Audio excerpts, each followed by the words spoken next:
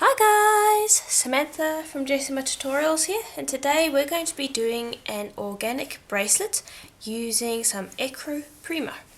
So I've rolled this out on the thickest setting of my pasta machine, which is about 2mm thick, and we are going to add some inclusions. Now this is optional, but I do tend to like the look. So you'll need some embossing powder in various different colours. I've got this kind of ivory white, copper brown, black and bronze, and we're just going to add these to our clay.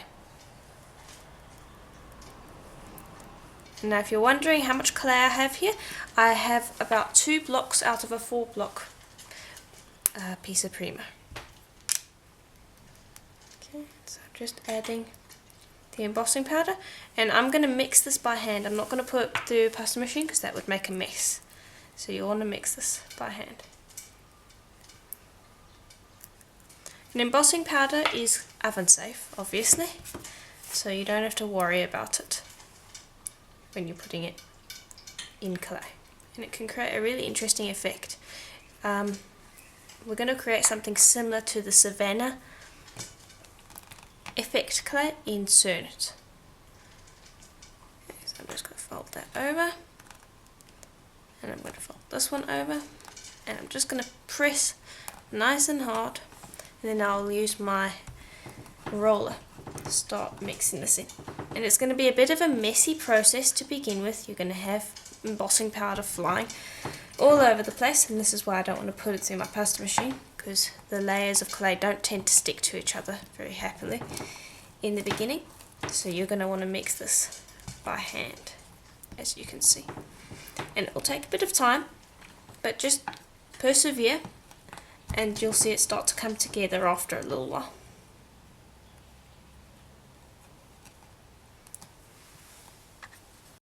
And once it starts to come together, like here, just make sure that you scrape up all of the embossing powder on your tile, and then you can continue to mix it in your pasta machine, which will speed up the process. And here is what you should end up with.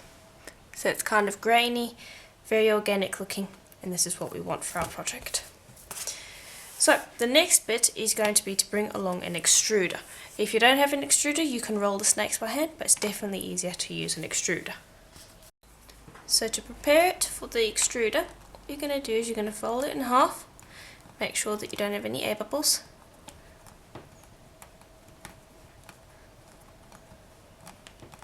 And just press it together and start to form it into a log.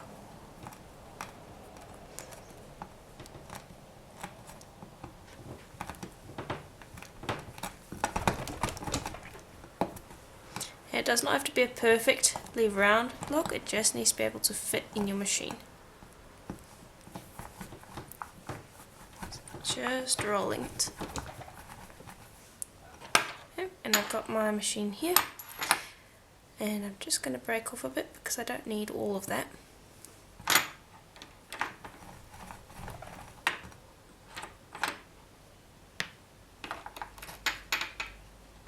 Okay, then just squish that in, and any extruder will work.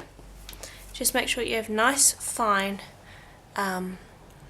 circles in your dies. Then just pop that on. And I sell this one on my Etsy shop if you're interested, but any extruder that you have will work. And then just start twisting this, and you'll see that they start coming out on this end.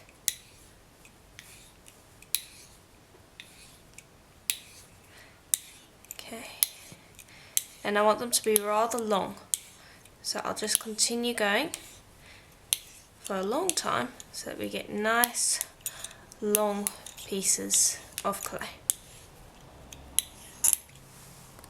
Okay, and here are our very long pieces. Now just break it off at the end there, and I'll take care of that later.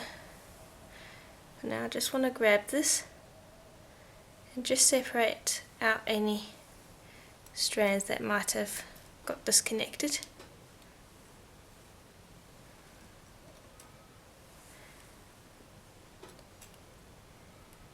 And I'm just going to have this off to the side here, out of the way, and I'm just going to take one strand at a time. And what we're going to start with is kind of a rose. So I want you to use your snake, just create a fairly large hole, like that. Then just take it and kind of wrap it around.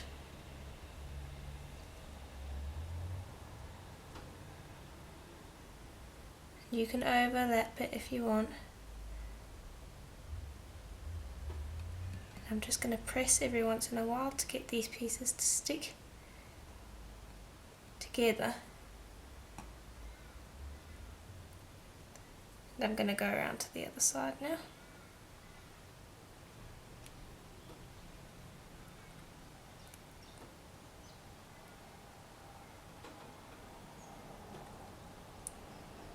And you can add another piece if you want.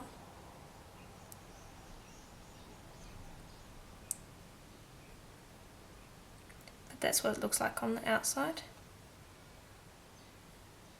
And so you want to just check that. Then just gently press, because you want to make sure all these pieces are stuck together. And I'm probably going to bring over another one of these. And they might snap, that's fairly common because we do have these inclusions. So if they snap, don't stress about it. They don't have to be long, it's just best if they are. Just continue to wrap around.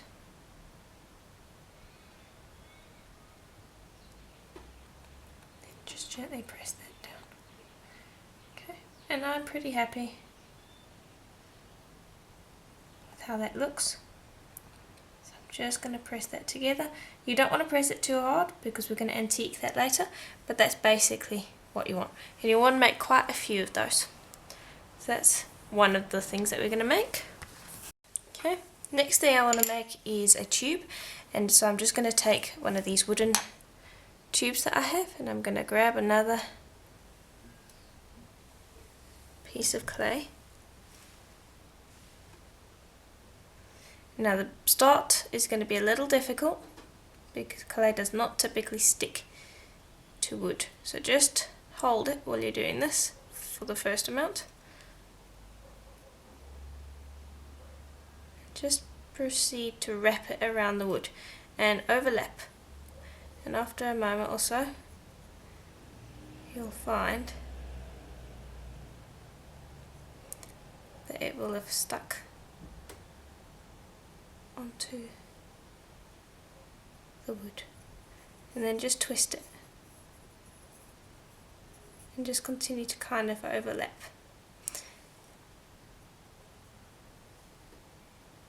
And if your thing becomes unstuck, just stick it back on and continue to wrap. Then I'll grab another one, and you can attach as many as you want. And you can make it as long as you want, completely up to you. And we're going to be making a few of these as well.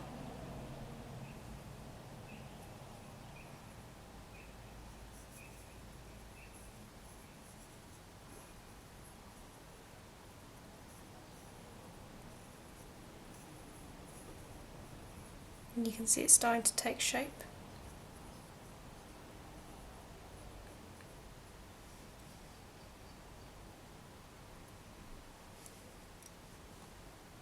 And you'll also make quite a few of these. You'll make long ones and you'll make short ones. So I'm making a long one right now.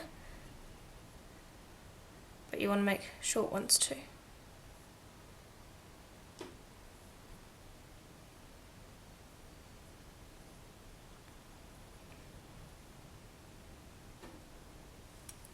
Okay, and then when you're done, just gently press.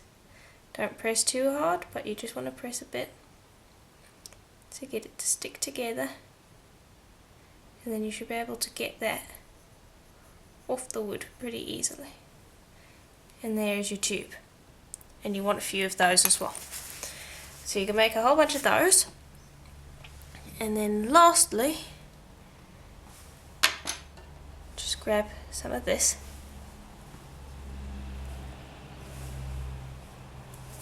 and roll it in your hands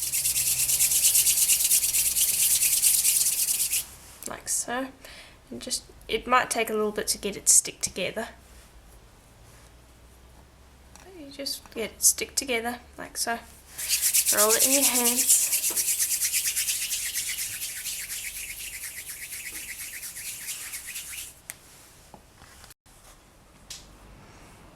And just take that, flatten it out into a rondelle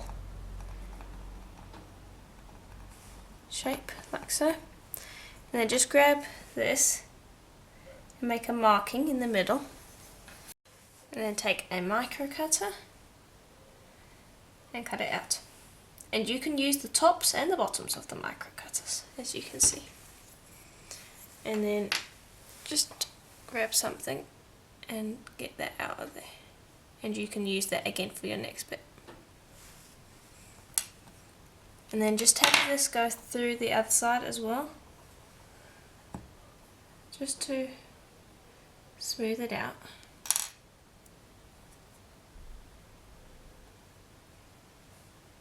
Okay.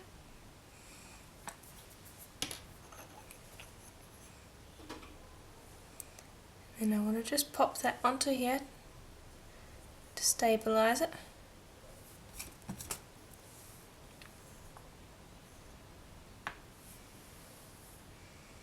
And I'm going to grab another snake.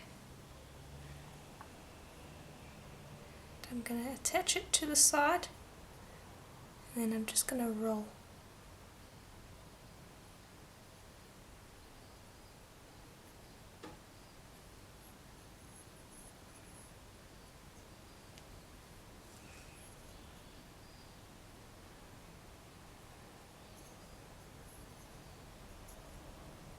And just swap from side to side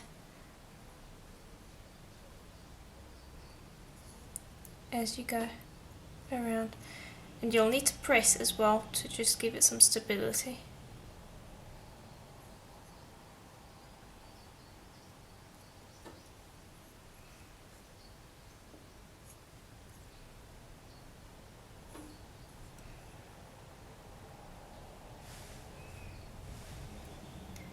Just continue going.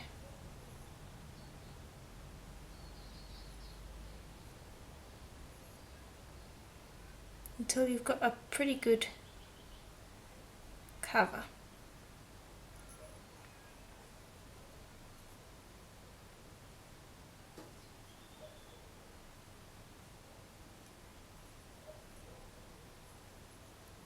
And I'm almost done. I'm just going to go to the end of this.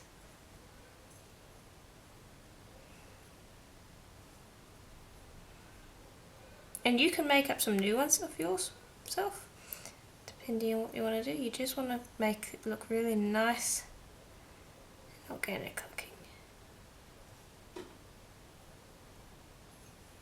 Okay, and then just gently press so that it's all stuck together. Take that out, press along the edges as well. And there you are, you've got something really nice and interesting. Bit different from this one. And so those are what you're going to make. And you'll also make smaller versions of these, and then I'll show you how many I have made when I'm done. Okay, and so I have 4 of each, I've decided, as far as these go, and the rosettes go. And it doesn't matter if they're all not the same size, you want them roughly the same size, but it doesn't matter if they're completely not the same size. Then I've got 3 of these long ones and 3 of these small ones, as you can see. And that is what we are going to use on our bracelet. So I'm going to put them off to the side, and now we need to make some 2 end caps and a toggle clasp. So I want to make the toggle clasp first. So I've rolled out a thin piece of clay because I want it to be a little thicker than what I had before. I'm just going to press down one side and I'm gonna make a circle, and I'm going to use this to make a larger rose, because I'm going to be making a toggle clasp. So we need the round section, which will be this, and then we need the hook, which we'll make in just a moment. Oh, not a toggle clasp, a hook and eye clasp. Sorry, I was getting confused there. So I'll just wrap that around.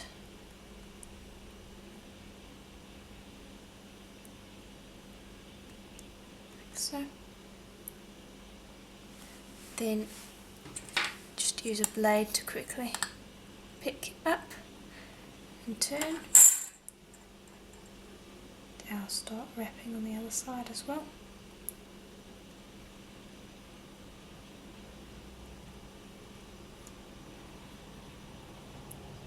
And just make sure that it's nice and sturdy, because this is going to be where our bracelet is going to finish, so we need to just make sure that it's nice and strong. And then just gently press, and there's the first part. Now we're going to make the hook.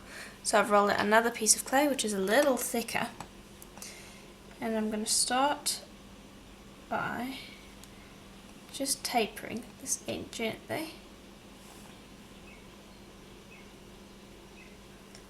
Okay, and I'm going to curve that into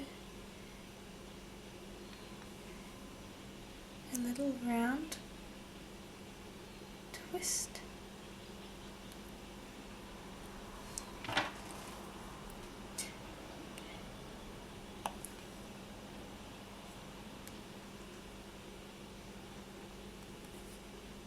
There we are, and that is how the hook is going to look. I'm just gently pressing that, and then I'll reshape it perfectly in the oven, but that's basically our hook done. I'll show you that in a little while. Now you want the same tube that you had these sitting on, and some more extruded snakes. And it's going to be a little tricky because we're working on wood, so just press the end of the snake on there, almost smear it on to give yourself a foothold. And now we're going to be doing one layer to start with. In the first layer we're just going to be wrapping this around, and the second layer we're going to be making it decorative. But for the first bit we just want to make sure that we've got a nice strong hold on this. And it can take a bit of work, so let me try a different approach.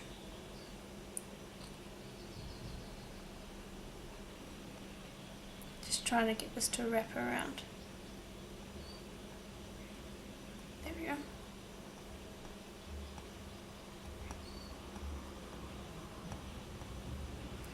Just wrap it around until it's about the same diameter as this.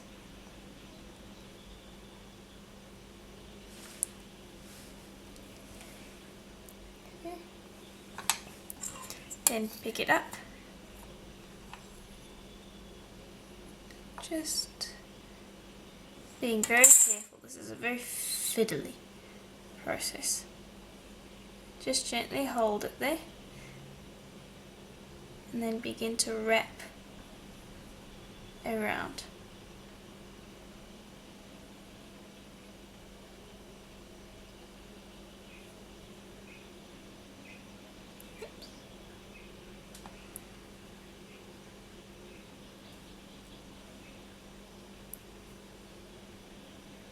And usually I have this right up near my face so that I can see what is going on, but I'm having to do it here in the camera, so I apologise if I appear to be fussing.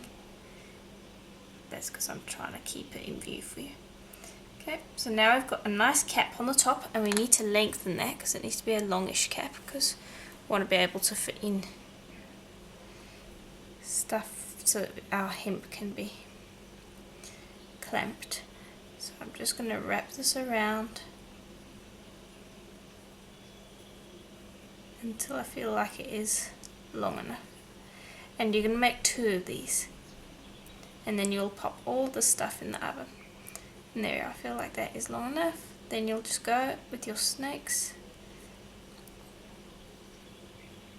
and just overlap them so that it ends up looking like one of those tubes that we have. So in total I'm probably going to use up around 3 of these extruded pieces.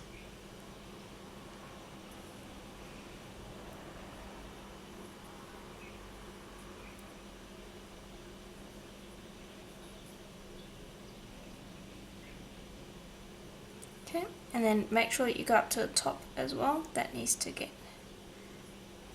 wrapped as well.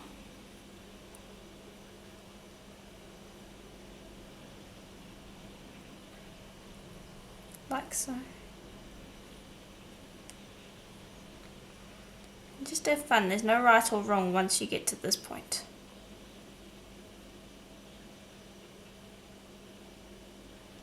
There we go. And then just gently press that together. And then we're going to leave it on there until it is baked. Because if we try and take it off, we're going to distort it. So that's one. I'll probably do another one on the other side.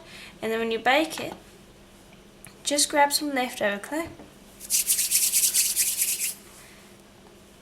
and just balance it like that so that it's not touching your tile. And this, you'll pop the hook, you'll pop onto a tile and just shape it the way you would like it to look. I'll probably shape it something like that, leaving a small gap to put this through. And remember that polymer clay is flexible, so this is going to move a bit, so you want to make sure that that gap is fairly small. And then you'll bake everything for a full hour at Primar's recommended temperature, and then we can do some antiquing and we can assemble the bracelet. Alright, so all our pieces are out of the oven, and they're going to have gone just a touch darker because of that embossing powder in there. But they should all look really nice. Okay. And here's our toggle clasp. And you can see this is flexible, but as it cools it's going to become stronger. But it's very strong. And it also means that if you get caught on something, it will slip out very easily. But it will hold its shape as well. Then these you can just simply pop off of here with ease, and now you have 2 bead caps as well. Excuse me. Now we want to antique this, so you want to choose some hemp, and I've got some over here that I just want to bring over.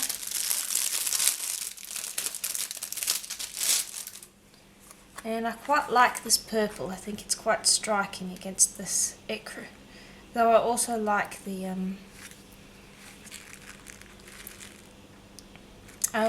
grey, though I only want one colour. So I'm busy debating on what I should use. But you want to choose your hemp colour, and then you want to match your paint to that. Okay, so I've chosen my colour. I've actually decided that the green is really pretty, and I think that this metallic bronze paint would look really nice on it. So I'm going to pop that to the side. We don't need that right now, but we're going to antique our pieces. So I've got this really nice thick paint that I'm just going to pop onto my tile. And I really quite like it because it keeps its shape, so it's a nice thick paint to use.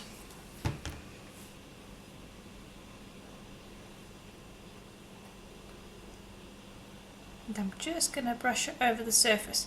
And you have 2 options. You can either antique it or you can highlight it. So let me just finish this quickly and show you somewhat what a highlighting finish would look like. Basically you just go around and you rub the paint on the top part so that you have a highlighted finish, like so. The antiquing is where you're going to go right into the depths of it, and you're going to get into all the nooks and crannies, and then you wipe off the surface paint. So for that you're going to need a brush. And just have small amounts of paint, you don't need a lot. And just work it in there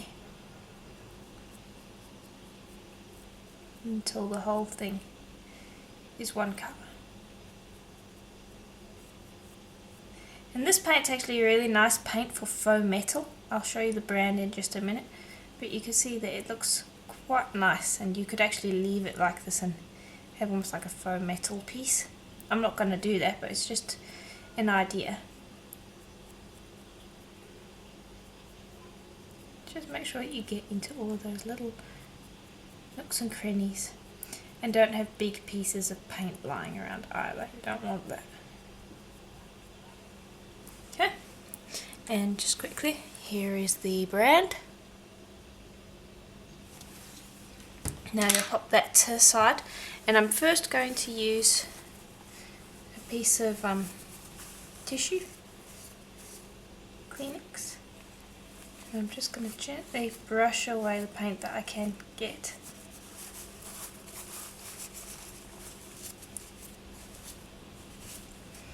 Before I use a wet wipe. I do want to use a wet wipe, but I will probably wait until it's somewhat dry for a wet wipe, because a wet wipe removes paint very easily. So I'll first go in with the tissue, and then I'll grab a wet wipe quickly.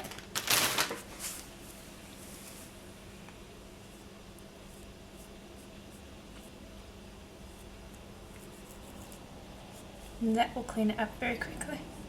And you want to antique everything except that clasp, the hook part of it anyway, because there's nothing really to antique there. But everything else you want to give a thorough antiquing. And just make sure you give it a good clean. You don't want that bronze on the outside. Make sure to do the outside here, and I just want to show you this when it's done. Okay. And then I'll dry it off again with the tissue.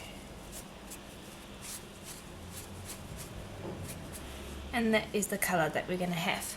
So it's almost going to be like bark. And I'm still torn between these two, so I might change my mind, but I really like the bronze, so I don't know, I'm swapping towards the grey now again, so we'll see how it goes. But anyway, you want to antique all of these pieces with that paint, and then when that's done we can move on to sealing it.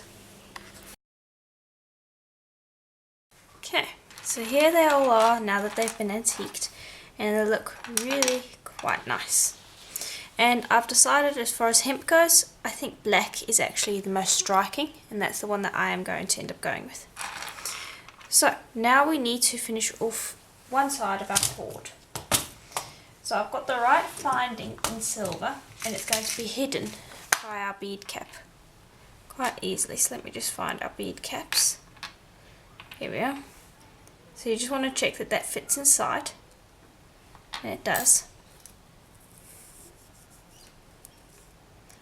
And then I want you to group these endings together, and we're probably going to need to fit 2 in. So I'm just going to split these into 2.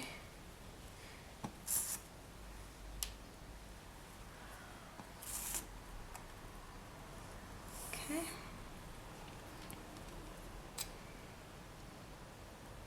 That should fit into there. Yeah. Then I'll just grab this and give it a real good squish, and that will hold those cords in place. And then I'll repeat with these ones. Okay, and there we go. Now I want you to grab a copper eye pin, like this one. And just hook these cord ends onto your eye pin and just close it.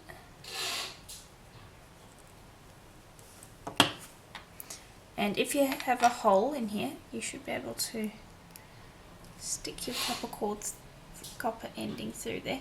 And this one I can't, so I'll probably need to drill that one. This one I should be able to. There we go. I just want you to pull those silver ends in.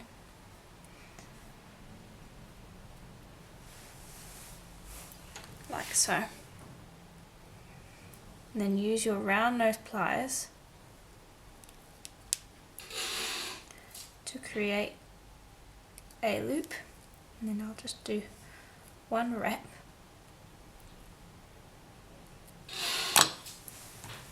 And I'm just going to go in with my pliers, cut that off,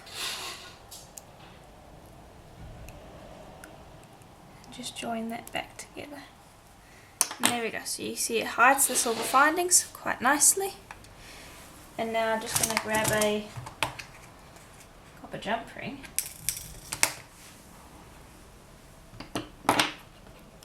And we'll see if this is large enough. If not, I'll make a larger one.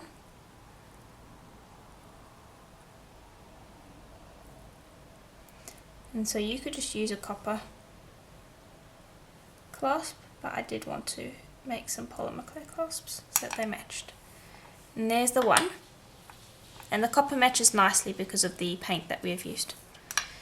Now go over to the other end. And we want to create a pattern before we string. So assemble these in the way that you want. Leave out this because that is your clasp. And assemble these in the way you would like them to be. Okay, so I figured out how I want to string them. So what we're going to do is, let me just move these up and out of the way. What we're going to do is we're going to take some of our string, not all of it, probably about 3 each time. We're just going to leave 3. And we're going to string on a tube, like so. Then you're going to grab all of the strings again. And I'm going to string on a rose. Then I'm going to take a different bunch of threads, leaving 3 out again, and I'm going to string on a tube. Then I'm going to gather all of the threads up, and I'm going to string on one of these. Oops. Need to make sure that I get all of them.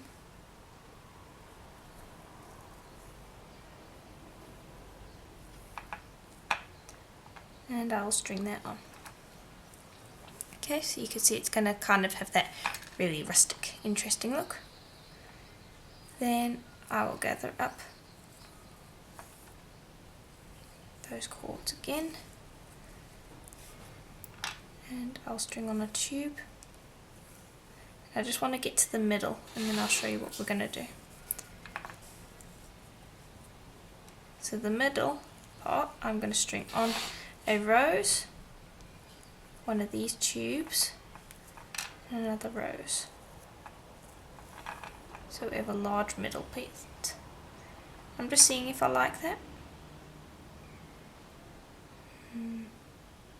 I don't think I like that.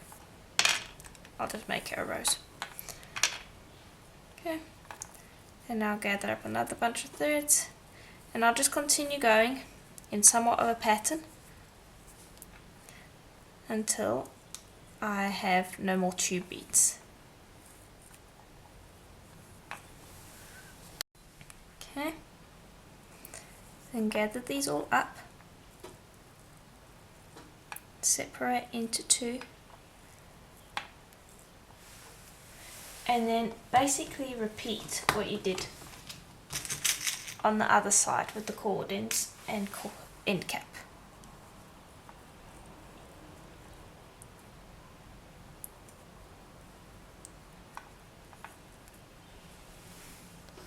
Okay, and then all that's left when you're done that is to evenly space these out, or not evenly space them out, it's completely up to you.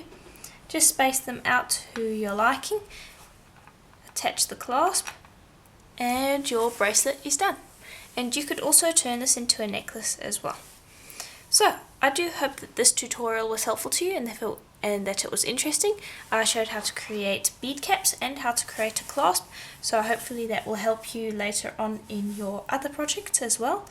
And I will see you in the next tutorial. Bye for now.